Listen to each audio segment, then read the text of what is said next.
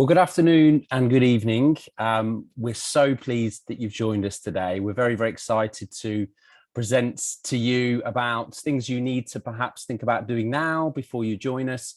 But first of all, congratulations on receiving an offer. And we're really, really looking forward to seeing you over the next few weeks. My name's Rob. I'll be running through the session today. If you can try and keep your microphones on mute throughout, that'll be really, really helpful. But we'll be very happy to hear from you through the chat box, or if you wanted to unmute and ask us a question at the end, you'd be very welcome to do so. Okay, so we're going to make a start. So first of all, from me and my colleagues in the international office, a warm welcome and congratulations. Welcome to today's session and welcome to the Loughborough family. We're really pleased that you've decided to apply and get an offer to study with us, and we hope to see you very shortly. So before we start, and to check if our chat box is working, can you please type in where you're joining us from today? So if you can please use the chat box and let us know which country you're in at the moment. Okay, India, there's a few of those coming in. Okay, China, brilliant. China, you're all very, very welcome. That's nice. So we've got lots and lots of Taiwan, brilliant. You're very welcome here. Who else? Who else do we have? Malaysia, one of my favorite countries, Hong Kong. Brilliant, China. Okay, welcome everybody. It's nice to see you all here. Thailand, again, one of my favorites, as well as India and China. Yeah, brilliant. Okay, fantastic. Really nice to see such a range of you all here. Some of you I'm familiar with. I'm the manager of India, but I'm also in touch with a lot of our Thai students as well. So brilliant. Nice to hear from you. Now, okay. How much do you know about Loughborough? How do you go about pronouncing the name? Is perhaps the first thing. When you're coming to the UK, we have lots of weird and wonderful ways of pronouncing different words. Have a guess at how you would pronounce Loughborough then, although I have given you a bit of a clue there. 3, okay, 3 seems to be the popular one. 2, yeah, okay. 1, nobody's put 4 yet. Does nobody think it's Loughborough? Okay, it's a close one between 2 and 3. Okay, well, you can pronounce Loughborough however you like. However, the easiest way to pronounce it is actually Loughborough. Okay, not Loughborough. Loughborough is perhaps the easiest way of pronouncing it. Okay, when were we established then? So when did Loughborough start teaching programs to students? If you want to have a guess in the chat box. Okay, a lot of students are going for 1, a few are saying 2, a few are saying 3. Okay, 1 and 2 seems to be the most popular one. No guesses for 4. I guess that's quite a recent date there. Okay, between 1 and 2. Brilliant. Okay, the answer is actually 1. It's 1909. However, what is slightly confusing, we got our royal charter from the Queen to be an official university in 1966. Okay, so that is that it shows a very, very long history, over 100 years of offering education in the UK. And for those of you who have perhaps been looking at rankings when you're making your decision, you may know the answer to this one. Where were Loughborough ranked in the most recent Guardian ranking? Is it number 7? Is it number 11? Is it 15? Or is it 21? Okay, a few people saying it's 11. Some people are saying 1, option 1. Option 1 sounds good, doesn't it? Top 10 in the UK. A few people are saying 11th. Okay, brilliant. The answer is 7th. And a good way of remembering this for the UK rankings, if you're telling your friends and family about which university you're going for, we are number 7 in all 3 rankings in the UK: the Guardian, the Times, and the Complete University Guide. So 777 is an easy way of remembering it, and you can see that on the slide. Quadruple 7 if you want to include the Times Higher Education table of tables. So very easy to remember. Loughborough is number 7 in the UK. We've also been voted the University of the Year very recently, and what is really, really nice about this award is that it's a student choice awards. It's not just based on an academic reputation. It's based on students' feedback. It's based on students giving the university their vote when it comes to the best university from their experience. So that is looking at the extracurricular activities that take place, the sense of well-being, the clubs and societies, the campus, the support they get. So everything that's not academic, we hope will be a fantastic experience for you, as well as the academic experience, I must add. The campus itself, some of you are very, very familiar. So this is a session for you as an offer holder to come and study at the Loughborough campus. This is one of the largest campuses in the UK, and this will be your home for the next 12 months at least. So we're very, very pleased to see you've got an offer.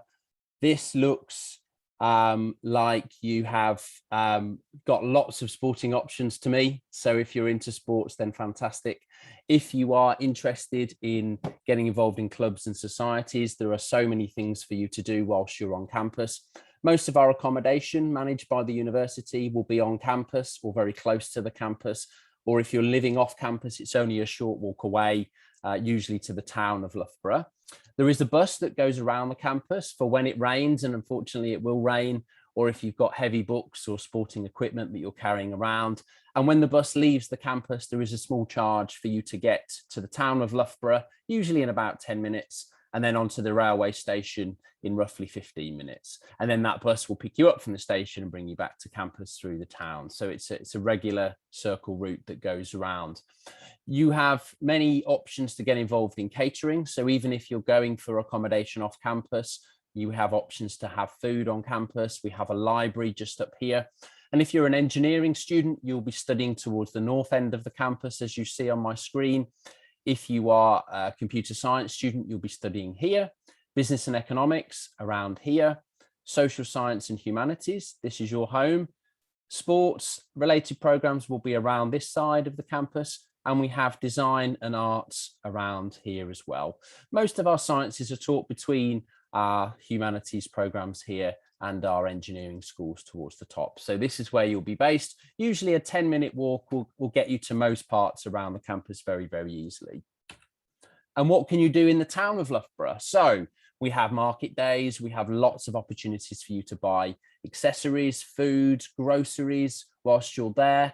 So it's not a huge city. It's a town, but it's close to the cities of Leicester and Nottingham, not too far away. So you can easily travel around and experience those city life aspects as well. Nearby, we have Leicester, as we've mentioned. That is a very large city which has good sporting options, whether you're interested in rugby or cricket, or perhaps more famously football. There is a Premier League team, Leicester City, for which you can go and watch in your spare time, or watch your team, if you have an EPL team, play in the Premier League. We're also not too far from the Peak District. For those who like walking and hiking and camping, there's a really good option to see the nature and countryside in the UK, very close to the campus. And also going a little bit further the other way, you can go to Nottingham, which is again another medium-sized city, home to Robin Hood, of course, and also the Trent Bridge cricket ground for those cricket fans. So very, very easy to travel around the UK and explore other aspects, but there are surrounding attractive features near Loughborough or in Loughborough for you to utilise as a student. So you're part of something amazing, and we're going to want to tell you what's coming up now and what you need to do now before you get there. So for those of you who have a conditional offer, you have until the 10th of September to send us all of the final documents, whether that's a university transcript, degree certificates, whether that's going to be an IELTS or an English waiver, an English test that you've taken. That's where all of that information would need to be sent. So you'd need to send the documents to the PG Taught email here by the 10th of September. Include your application number and name and course if you can, just so we can track and make sure that that is given and updated on your portal very, very quickly. And then as soon as you've met the conditions, we'll be able to send you an unconditional offer by email, which will then confirm your place on the programme. If you haven't already done so, you can accept the offer by moving on to the application portal once again and clicking accept, and that will mean we'll progress the application and you will have your offer accepted. There is also an option for those of you who have paid your deposit and have an unconditional offer, but are struggling to get to the university because of visa issues or the country scenario in which you're living. There is an option for a lot of our classroom-based programs for you to start online. Okay, so for a lot of our business programs, a lot of our social science programs, sport management, for example, has the option for you to start online and join us later on at a date that you can travel to the UK. There are also some options for January starts. So courses like management, courses like international business also have the option of a January start. If you are not able to come to us this year, you can email the admissions team and ask for a deferral. When you have when you've got your unconditional offer, or if you've got a conditional offer, which you know you're going to meet the conditions for, you have a slightly earlier deadline of the 8th of September in which you can pay the CAS deposit. So this is only for postgraduate taught students. It's not for you if you're holding an offer for a research program. Then at this time of year, it normally takes 5 days for when we've received your CAS deposit to then issue you the CAS. Now that can usually be, and we'd prefer that to be via Flywire because it's very easy to track and it's a very quick process. Okay, so when you've done that, normally it would take 5 days, 5 to 10 days for us to issue the CAS. When you get the CAS, do check everything's right, including your name, including your university, and including the fees that you are expecting to pay. So that will be the fees minus your CAS deposit, minus any scholarship amount that you've been awarded. If you are then paying additional fees before you are going for your visa interview, this will need to be updated on the CAS. So please contact PG Taught and they'll be able to update that for you. When you are applying for your visa, you also will receive guidance from the university. However, we have advice at Loughborough is one of our preferred contacts for the student visa team. That is how you would contact them and find out more about the process, or you can book an online appointment with them and they can give you more information based on your requirements for the visa process. You would need to follow the student advice page as well if you're applying on your own. If you're applying through an agent, they can help you with the visa process, but you can follow the guidance listed on our international student advice and support pages for further guidance. Accommodation then, for some of you who have already got your accommodation in early, you'll know there are 3 halls. There is John Phillips on campus, there is Faulkner Eggington on campus, and there is Harry French, which is between the town of Loughborough and the university. So that's around about a 5-minute walk off campus where you would live. They are bookable through the student accommodation pages. The student accommodation team are unfortunately extremely busy at this time of the year, allocating programs and accommodation rather to undergraduate and postgraduate students. So contacting them may take a little bit of time, but they will answer your question as soon as they can. So offers are will be sent out this week to those who have already applied for on-campus accommodation.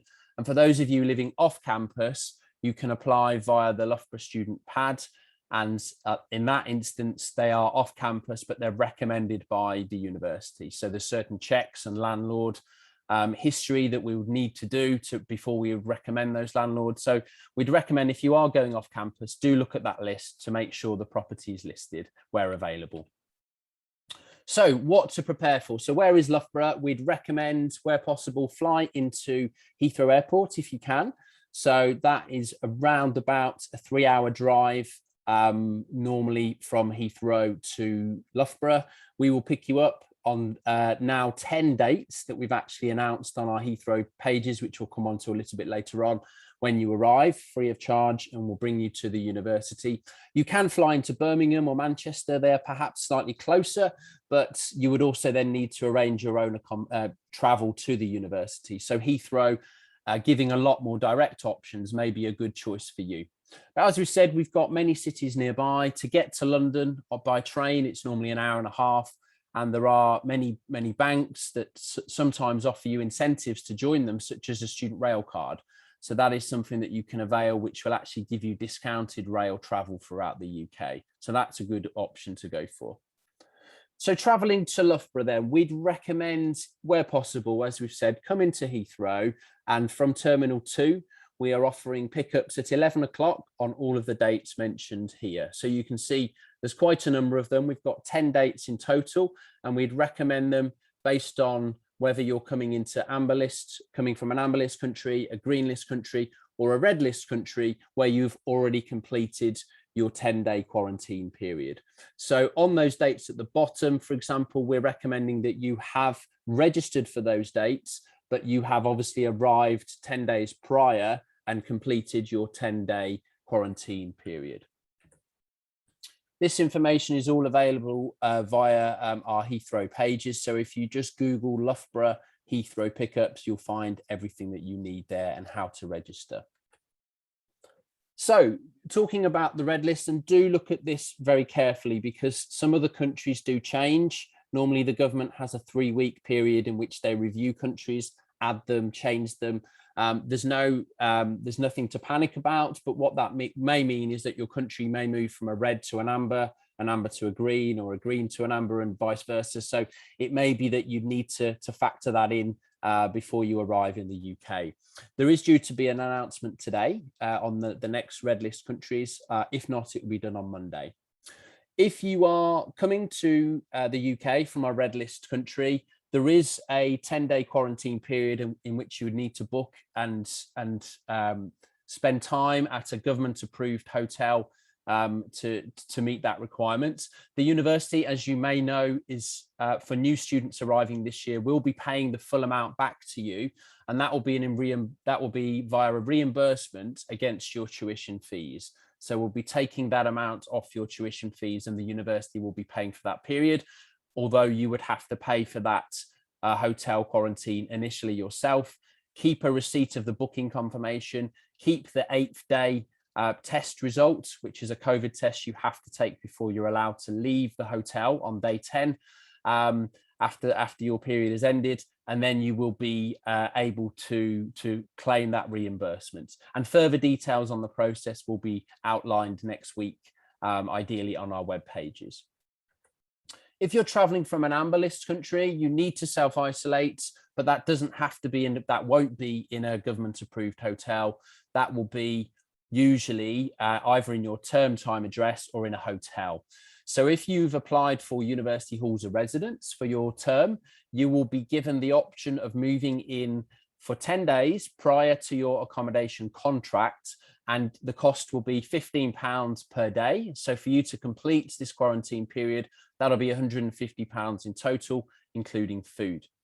If you've applied for off-campus accommodation, you will have to contact your landlord or your accommodation provider to find out if you're allowed to move into that accommodation 10 days prior. We won't be reimbursing any costs, unfortunately, but you can consider staying in a hotel if that term time provider won't allow you to move in earlier. Then what you need to do as well, one thing you can do is for amber list students, before you travel to the UK, you have to book your COVID test to be taken in the UK on days 2 and 8. That's a mandatory test. You need to show evidence of this on arrival into the UK or before you fly. So it's important that you book this. The university is offering discounted tests. I believe that's at the price of £43 per test if you need to take 2 on days 2 and 8. And that's something that you can book, and we've got links later on, and our web pages are to be updated to give you information about how to book that test. Then on day 5, the university offers what's called test and release, which means you can actually finish your quarantine period earlier if you take a day 5 test. So you need to book this again through the university. What that then means is that usually by day 6 or day 7, when you've had this test, and you would have to come onto campus to have this test, usually then by day 7, you've got the result and you can finish your isolation period at that point, if it's a negative test result. What it does mean, though, is that you still need to take your test on day 8, but it doesn't mean you have to quarantine if you've had a negative test via the test and release. And then on day 8, obviously that's negative. That's a really useful thing. Green list students, you don't have to isolate. So the good news is you can go straight to your term time address. You have freedom of movements there completely. And you only need to book a test rather for day 2. So the day 2 test is something that you would need to book beforehand, also discounted by the university if you book through our service. But you also would need to take an asymptomatic test, which would be something that a lateral flow test, which is something that you would have to take when you arrive on campus. Again, that's bookable in advance. If you're traveling from an EU country that has recognized vaccination programs, or from the US that has recognized vaccine programs, you will also be exempt from quarantine despite your country potentially being on the amber list. Okay, so that's something that you can factor in if you've been fully vaccinated, if you've had both jabs. So that's a little bit on the red, amber and green. Something for everybody is that you would need to take and book your COVID test 72 hours before departure. That's pretty standard for any country at the moment, and it is so for the UK. You would need to complete a passenger locator form giving your contact details. You would also then need to book, if you're an amber list student, as we've said, day 2 and 8, you would need to book those tests, which will be sent to your term time address. If you're a green list student, you would just need to book your tests for day 2. And then obviously your flights. Now, we as a university can offer you flexible academic fares. So the same rates we have discounted for our staff, you can get the advantage of that. So if you wanted to book flights through the university's partner, you'd be very welcome to do so. And more information on all of this is given on our university welcome pages. So if you look at the welcome international FAQs, all of this information will be listed here. So before you arrive, you may have had emails over the last few weeks from our student inquiries team, the student office, which is inviting you to set up your registration with the university. Our IT services team may have been in contact about setting up your IT account. And then certain schools may be writing to you where applicable to give you more information on the reading lists and what you would need to prepare for. Don't worry, if you haven't had a reading list, it means that it's not compulsory and it's not needed for your program. Then over the next few weeks, you'll be getting more information on the induction timetable, what activities are going on from our Students' Union, how to access your timetable. So we'd recommend follow us on social media, visit our welcome pages, and which they're going to be updated. And they are actually giving you a checklist now about what to prepare for in the countdown for your arrival. So that's a really, really nice aspect. Another new thing we're offering this year is a 6-week course allowing you to just be prepared for life at Loughborough. So that's preparing for your academic and other aspects of life at Loughborough, and it's called Ready, Set, Loughborough. So if you visit the welcome pages again, you'll find out more information about how to get involved in this. So what to pack? This is sometimes something that students are a little bit worried about, bringing too much or perhaps not bringing enough. What we would say is that bring as much as you can carry, because particularly if you're making your own way there, you'll need to get to the airport, you'll need to potentially transfer to another flight if you're taking a transit flight. And then also when you arrive in the UK, you'll need to get yourself and your luggage to the university. Now, if you're coming on the Heathrow pickup service, obviously we have limited capacity when it comes to luggage space. So we're realistically saying, don't bring more than 2 large suitcases with you, because it's going to be very hard for you to transport them around. So don't bring more than you can carry, I guess, is the main message there. Having your hand luggage, obviously your passport and your travel documents, have accommodation documents, have your offer letter, have your CAS, have confirmation again of where you're going to be staying, because that's something that will be useful. Maybe write down some contact numbers of various departments that may be able to help you if you need to contact them on arrival. Wear weather appropriate clothing, and we'll come on to this a little bit later. We're going to ask some of our current students to give you some advice on this. Something to remind you of home is nice, some photos, maybe some herbs and spices, or maybe something that you really are going to miss when you're away. That's a nice thing for you to have with you. Toiletries, any medicine that, for example, you're unlikely to be able to get in the UK. And obviously bringing evidence of the prescription from the doctor might be useful, or a doctor's note if you're carrying a lot of medicine. Toiletries, again, for arrival is really useful. A small amount of cash. Getting £50 notes is usually what your travel agent or your money exchange company will give you. It's not very practical. Try and get small denominations if you can, of £20 or £10, or if ideally you can get £5. That is a really good amount to have.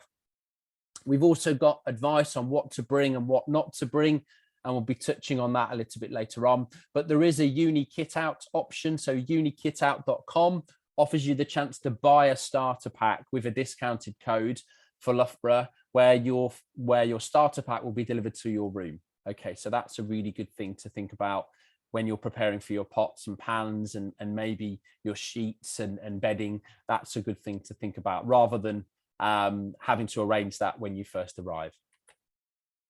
So when you arrive, then we'd recommend, again, where possible, flying to Heathrow, but you would obviously have your own preference on flights and availability. And then obviously join us either for the Heathrow collection service or make your own way to campus. Then if you're going into self-isolation, your quarantine period, you would need to do that straight away. But obviously you would collect your keys to the accommodation accordingly. If you're staying off campus, you would need to tell your landlord when you're arriving, because they would need to then arrange for your keys to be given to you. Then when you've completed your self-isolation, or if you haven't got the need to self-isolate, you would complete your enrolment period with the university, usually commencing the week of the 4th of October. However, some events may be happening a few days earlier to that. Then there'll be a range of welcome week events for you to attend in person or online if you're having to self-isolate. There are options as well for you to open a bank account, maybe start to think about part-time jobs, register with the GP, so register with our health centre. Sometimes they require you to do this up to 10 days prior to arrival, maybe slightly longer, so that may be something to do. And then during those first few weeks, you learn about our societies, our clubs, our activities that go on, and you can sign up to those kinds of societies accordingly. So as to try and re-emphasize, do bring warm clothes and maybe certainly a rain jacket when you arrive, because you'll be arriving in September, which is a very unpredictable month. We sometimes get rain, sun, cloudy weather, snow, possibly even on the same day. So think about that and try and dress appropriately. But try not to bring too many items, because the town of Loughborough is a very affordable place. And so you'll be able to pick up a lot of these things a short walk away, or you can use Amazon, which is a lifesaver for many of our students, which have very, very quick delivery times as well. So that's just something to factor in. So as we've said, you may have your departmental induction and more details will be given on our welcome pages in the coming weeks. There are international virtual inductions for you to take part in whenever you'd like in your spare time. So they don't always go live, for example.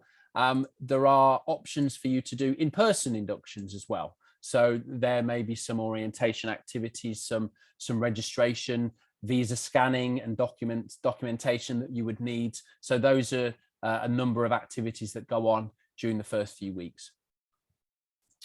Okay, so kind of coming towards the end of my presentation now, a few things, I guess, frequently asked questions. One is about the fees. How do you pay? So for those of you who have not paid your fees to date, what you would normally do is we would normally ask you to pay your fees in 3 installments, the first one being due in November. You can pay the fees in one go. There is no discount for you to do so, but to pay the fees all in one go, they're normally then due in November. But usually students pay in November, Jan and May, and you get your invoices normally a few weeks before payment is due as a reminder, and that we'll also be able to provide ways of making that payment. So a few updates on COVID. You may be coming from a country where there are there's a high risk with COVID, and you may not necessarily be familiar with the UK's decision on COVID. So we have one of the largest rollouts of vaccinations globally compared to our population. And with the exception of Malta, we have administered a huge scale of vaccinations, with the most in Europe, with 2/3 of the UK's population, in fact 75% of the UK's population, having had both jabs. Because of this, the UK last month was able to end all lockdown restrictions, which has given students the freedom of movement. It means large-scale events, including sporting events, can resume. There's no social distancing. But at the university, we're still trying to keep you safe. And so in the university, we still recommend that you have face coverings when you're indoors. You still keep personal care and hygiene intact when it comes to washing your hands. We would recommend that you still keep a social distance from others. And what that means to the university is that we are able to offer a largely face-to-face delivery of study this year. Over the past 12 months, we've supported nearly 3,000 students who have had to remain on campus. We've delivered 120,000 food parcels and laundry services to students who have been isolating. Our Vice Chancellor has personally delivered parcels to those on campus. We've now developed a logistics centre, basically providing support and guidance to those who are on campus and having to self-isolate. And we've got now a fully fledged Connect and Protect team. So they are there for you if you need to take any COVID tests. They are there for you if you have any problems or you need to seek any guidance. They have a team to reassure you. So over the past 12 months, we've actually not introduced a charge for those having to self-isolate during their term time. We've provided them with food. We've refunded accommodation costs to those who have had to self-isolate or had to leave their accommodation when the government required them to do so. You can see a picture of our Vice Chancellor there. We've hosted in-person graduation, not only for this year's cohort, but for last year's cohort as well, one of the only universities in the UK to do so. And what we've also done is that we've prepared teaching with students' feedback in mind. So there's been a lot of positive feedback of the learning process over the past 12 months, which has actually meant we are adding some more online delivery to our teaching this year. The reason why we're doing that is based on good feedback that on-demand, recorded lectures is actually really, really useful. Those who are, for example, traveling across the country to play sports for our university teams, they can actually catch up on lectures missed whilst they're on the bus. So those are some of the really, really important factors. However, the outline plans for our teaching is given on the link below. But what we would suggest here is that you should be expecting a largely face-to-face delivery of academic teaching this year, and labs and facility space will remain open. So as a kind of a checklist about things to remember, we've got the Heathrow pickups, which are allowing you to kind of avoid major public transport when you come to arrive. We have hand sanitizers and medical support throughout campus. We've got security there. We are making sure that everybody's having weekly tests to make sure that they're not infected or they're not going to be affecting others with COVID. And we have obviously self-isolation accommodation, as we've mentioned, for students. What you can expect, and I'm going to pause shortly and hand over to some of our current students to lead this session for me. But what you can expect is an outstanding student experience. So we've told you about awards we've won before for student experience. What we can also say is that very recently we've been voted second in the UK for student satisfaction. Okay, that is by the National Student Survey. So that's something we're really, really proud of. And this is out of 130 universities, remember. So it's something that's a really nice aspect for students. We've won many awards through our Students' Union, our halls of residence, and again, student experience over the past 10 years. And our Students' Union is having many events coming up for you to get used to the UK culture, for you to get involved with clubs and societies, to sign up to different activities. So there's a lot that will be going on in the first few weeks when you join campus. And sports, I'm sure you're all familiar with Loughborough's sporting heritage. For those of you who want to get involved in sports, or our coaching and volunteering academy, or getting involved in societies, there are many ways for you to do so at the university. Just recently in Tokyo, Team GB medals, 20% of them came from Loughborough-based athletes. So you'll have a really good opportunity to see world-class athletes if you're not one yourself. So I'm going to pause here, and I'm going to invite Hemant from our business school, who's an MBA student, currently in the car. I think you're traveling around. You're such a busy man. Hemant, if you're there, can you please put yourself on camera, unmute yourself, and introduce yourself to our students today, and perhaps share a bit of your experience at Loughborough so far? Thanks, Rob. Am I audible? We can hear you. Yeah, go ahead. Awesome. Yeah, I just parked the car on the side to have this call. So, first of all, congratulations everyone on getting an offer. And Rob's covered quite a lot of it. So I'll just give you, from an MBA perspective, my experience so far. So I've also done my undergraduate in the UK in Southampton. So I was coming to Loughborough with a little bit of expectation on what would I be experiencing. The first thing I experienced was the campus. I always thought Southampton campus was huge, but Loughborough makes it look like a tiny kid's playground. So Loughborough campus was huge, and I think I'll cover some of the points that because when I started, a lot of it was virtual for me, but something that really impressed me and all the other MBA kind of students right now is the fact that Loughborough was the only university that realized the importance of in-person learning for MBA, and they went above and beyond. So I'm also the class representative for MBA batch this year, and I've worked closely with the academics to figure out how they can make sure that the experience is not sacrificed. And I can tell you that it was rather improved. I particularly enjoyed the virtual sessions. But we also, it was only a month, and after that we moved to the in-person, which was also extremely beneficial. I would say, there's a lot to do in Loughborough. There's almost way too much. I think, I don't think anyone can cover how much there is to do in an entire day. So I would say just take your time to find out what are you interested in, what kind of clubs, what kind of societies, and if there are some new things that you'd like to get involved in, find out about those and get involved is the best way to increase your network. Find out, make different social circles, and get involved in any kind of events that happen. Enjoy the time while you're at university. This time's not going to come again, so make sure that you exploit every opportunity that you get. Another advantage of being at Loughborough is the fact that it's in Midlands.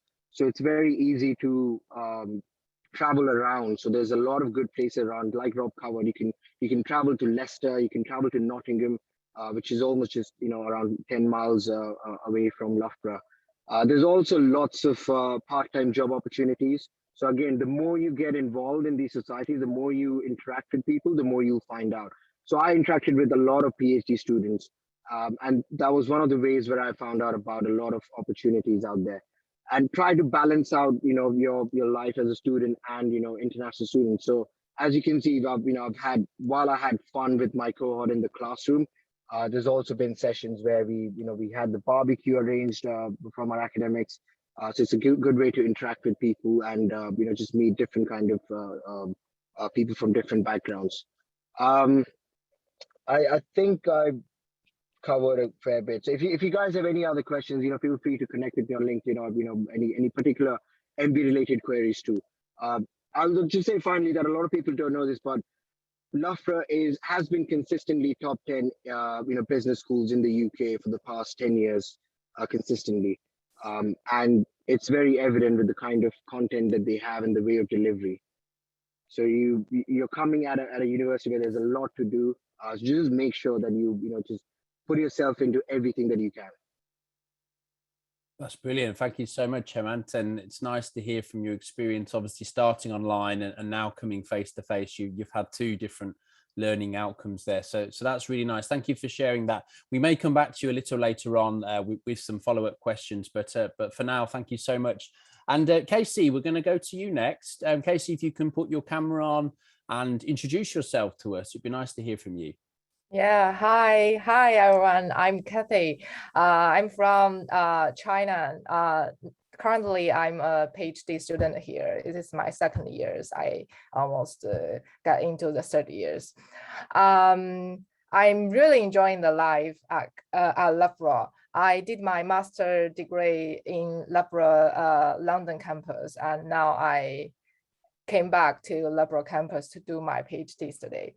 And what I want to say is Loughborough is a very amazing university. It has the amazing campus and located in a very lovely town. This campus is very beautiful and has different kinds of pitches, courts, and stadiums for sports lovers. And also the town is very lovely. It's very quiet, safe, and very nice. Although a lot of people say it's a very small town, but it has all kinds of supermarkets, shopping malls, gyms, and parks. My favorite thing is about Loughborough is the Loughborough Fair. It's displayed every November, I think, like 1 week. But it's just very very good fair, and it's a very traditional fair at Loughborough. And I just want to say that you're so lucky to choose this university to study and to live. Just looking forward you come here and have a safe trip. See you. Lovely, that's great. Thanks, Casey. We'll come back to you a little bit later on. I really like your photos, and that's yeah, taking me certainly back to student days. The photo on the right hand side, in particular, of the sunset with the rugby pitch is a really nice one. So yeah, the first one is the sock man. Is our starters of the Loughborough, and childhood beer, and the Christmas Day, and the Loughborough Fair, and me, and with Loughborough Fair stuff. Yeah. Brilliant. Thank you so much. We'll come back to you a bit later on, but that's really nice. Thank you. Shivani, are you there to share some experience with our students as well from your perspective? Yeah, I'm yeah. Hi. I joined the university in January batch, so my semester was online. Basically, I've done 1 semester online, and we had our on-campus class in June, so that was a good thing because we got to come on campus finally after like I think 6 months. So that was a good change for us. And you can see you have all the different weather. It's sunny one day and the next day it will be raining, so you just have to be very cautious. But it's a lovely city, lovely town to be in. Not I enjoyed it as much as I have stayed there. I made friends from different countries, you know. I have colleagues from China, I've got from Malaysia, Africa, UAE, and so it's a different altogether. It's a different experience. Sorry, my voice is little this thing. I'm little, down with cold, and you know, I think you guys know it. You guys would enjoy your stay here as much as I'm doing right now. I mean, I don't know. Also, you see the lake, right? The lake is really pretty. The walk with the lake, it's really pretty. You would enjoy that. That's my favorite spot every evening. So it's like a whole, it's a very long stretch. So you'll enjoy that for sure. And what else? You know, the accommodation must have been sorted by now. So hopefully you'll enjoy your stay. whatever you've chosen. Thanks, Shivani. I think the one thing that you can maybe touch on is the photo on the left and your experience of snow in the UK. Snow, I mean, this was the first time I saw snow, because I've not been to a hill station in India. So this was the first time I saw a real like snow, and I could feel that, and it was really interesting, and I enjoyed. I went for a walk in the snow, which was like one step ahead. It was like the road was full of snow, and you're just enjoying the cold weather and relaxing. And with a hot so in India we have like people would know, we have pakoras. So it's like you're having tea and pakoras, enjoying your snack in a rainy weather in India. That's what I did. It was amazing, and you'll love to travel in snow for the just go for long walks during snow, and you'll just love it. It's something I loved it. The long walk, and even on campus, if you see, uh, I've since we've had a class on campus, I've not used bus. I've just been walking around, and I 90% of the times I lose my way. So I just walk around. I know I'll reach somewhere in the campus where I'll know where I have to go out, but just don't follow the map. Just go wherever the road is taking you. And if you get lost during your class, then obviously use the campus map. Otherwise, just go around and enjoy yourself. It's like the best feeling. Even if you don't have friends who want to come along, just go. It'll be like the best thing, just to enjoy the sun and the campus. Actually, I walked around for 1 hour in the campus doing nothing with no friends, and I enjoyed it. So you'll really enjoy it if you love walking, if you love seeing, if you love beauty. And now I need to go. Thanks, Shivani. I know you're struggling today, so thank you so much for joining us despite this. It sounds like you've had a really good experience so far, and thank you again for sharing this. We'll come back to a little bit later on. In fact, what I'm going to do now is ask each of you. I'm leaving this slide up because we feel that students coming to Loughborough, to really make the most of your time, trying to get involved as much as you can, as Hemant touched on, socialize as much as you can, obviously work hard, that's what you're here for, but there's always people to help you. So those are the kind of the 4 points that we'd like to perhaps leave you with. But what I would say is, in terms of we get a lot of questions on the weather in particular. So Hemant, I can see that you're not in your jumper necessarily today. So how do you find the weather, and how did you adjust to the weather? Because I guess coming from a country like India, where the heat is a lot more prominent than the UK, how did you adapt to the weather, and what advice would you have for your next batch of students? Yeah. So I think in terms of weather, like any kind of informal chats you have with anyone in the UK, is always going to be about the weather. It's a great, a conversation starter. So for me, because I actually like cold weather, being in India all my life in a hot weather. So I come from Bombay, which is extremely hot. So I particularly enjoy the weather. But again, it's extremely fluctuating. So it's never consistent. But the last 2 months, we've had some good sun. Almost too hot to handle, to be honest. And I think for a week I was contemplating whether I should get a fan in my room, and I finally did. And the fans were out, literally out of stock everywhere. But it was a great time, and you'll see the camp is getting really lively during this time. A lot of barbecues happening and people hanging out. Because there are so many grounds in the university, so wherever you go, there's something happening. It's a great time to go out. So right now, as you can see, I'm not wearing a jumper because it's not that hot today. It's I think around 18, 19 degrees. For the past 2 months, it's been pretty swell, but I know in a month's time, we're all going to be wearing triple, layers. So, around till Jan, Feb, it's really cold. But I think starting May on, it does get better. So I would say I didn't carry a lot of winter wear because, and that's something I wanted to cover earlier also in terms of carrying stuff.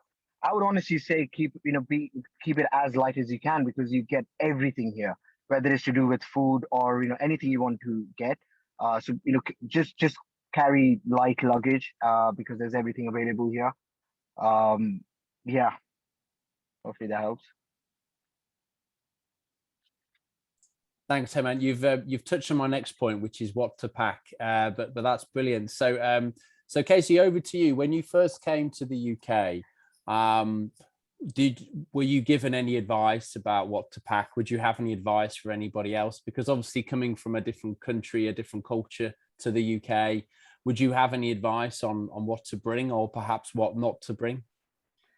Yeah, maybe the key thing is medicine you need to keep with you. Some medicine that you can't buy here, and you can't get the medicine from the UK's pharmacy. So you need to take it. It's very essential to your health. But for me, I think I will give the advice that for girls, don't pack too much clothes with you because it's so heavy and you can buy everything here.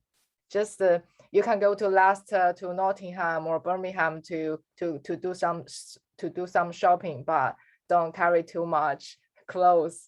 Because the first time I came to the UK, I almost packed like 2 luggage of the clothes, but it's just useless now. So that's my advice. Yeah. Perfect. Thanks, Casey. And Shivani, anything to add on this topic about what to bring? I know one student that we had very recently, he said that the most important thing actually is the plug adapter for when they come, because obviously the plug adapter we needed. And I would say just get some winter jacket because I think by the time they'll come, it'll become cold. By the end of September, it starts to become cold, so you need to get some winter wear. And yeah, she's right. Don't load too many clothes because you have Primark right there in town center. You really just can go and buy what you need. Just get essentials for the first few months, and for the quarantine period, get your favorite food. Like I'm always craving Indian food all the time, so get whatever you like and try to make most of it and not finish it as soon as you can. um, the travel adapter, the winter wear, obviously. Uh, I think that's the most important part right now. And because you're quarantining for 10 days, just get some knickknacks with you in case you don't get what you like. You have something to have, because not everyone likes all the food. So just to be on the safer side. Oh yeah, I think that would be about the food. And yeah, that sounds great. Well, thank you all so much for sharing your feedback and experience so far. So a huge thanks to Hemant and Casey and Shivani for Rob, you're on mute. Yeah, sorry about that. Thank you so much to those who have joined us. What I would like to do is see if we have any questions, either that have come through the chat box, and perhaps Alicia, I'll come to you in a second, or if anybody would like to ask a question now. We've got a few minutes left before the end of the session. Perhaps, feel free to use the chat box to put your question in, and we hope that we've been able to answer your questions so far. Alicia, can I ask if there are any perhaps common questions that are coming up that we can perhaps re-emphasize on the session, or anything, any key questions that we're getting through the session today? I think mainly the questions coming through will relate to COVID and arrivals, and lots of questions about testing and that sort of information. So I think probably the safest thing is, I'm sure there's some questions that people haven't yet had the responses to, but on the website, we're going to have a full updated version of all our frequently asked questions. So all the FAQs are going to be there. And there'll also be guidance on the government website as well. So our updates on the FAQs will link straight through to the latest government guidance. Please check there, because I know there's lots of very particular questions how do I pay for this? How do I get access to that? That might be covered on the website. So sorry to refer people through to that, but it is honestly the best place to get the most up-to-date information, especially when it comes to things like which vaccines are accepted and which are not, and approved by UK government. Thanks, Alicia, that's really, really useful. If I can ask any of my IO colleagues to put the FAQ link in the chat box once again, it will answer the vast majority of the questions there, and it only recently went live. So there's a few questions coming in now about catering during the 10-day quarantine. I know a couple of students have asked that question. If you're living in university managed accommodation, we will provide food and drink provisions within the amount that you would pay. If you're living off campus, you would need to arrange that food to either be delivered from a local supermarket or Deliveroo, or the nearest food vendors that would deliver the food to you. But again, you would need to talk to your private provider about whether the food will be included. Usually not, but university campus food will be provided for those who are on campus, and those who have dietary requirements, including halal food, will be factored in if they're living in university accommodation. If you're living off campus, then you would need to arrange that halal food yourself.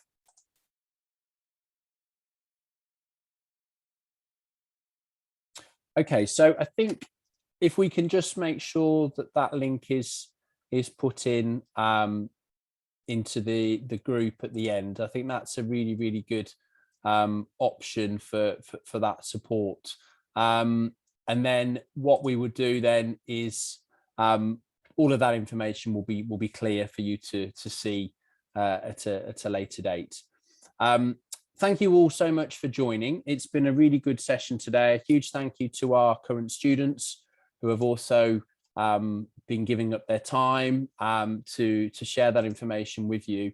Brilliant. Okay, so if you can all look at my colleague Manny's post about the FAQ link, it's all in there, and you're very welcome to have a look and do check back, because we update the information as soon as we can. So without further ado, a couple of links there for you to have a look at. I perhaps should have added the FAQ link there. Under the Welcome to Loughborough section, if you click on the second link down, if you're able to write that down, that will be where the FAQ page would be. Okay, but other useful contacts, contact us via the International Office if you need any more general inquiries. If it's to do with your admission, please contact the PG Tort email. Student accommodation cases would go to SAC@Loughborough, and visa requirements or support would go to advice@Loughborough. Thank you so much for joining, and we hope to see you in the next few weeks before term starts. So thank you so much for joining, and welcome again to the Loughborough family.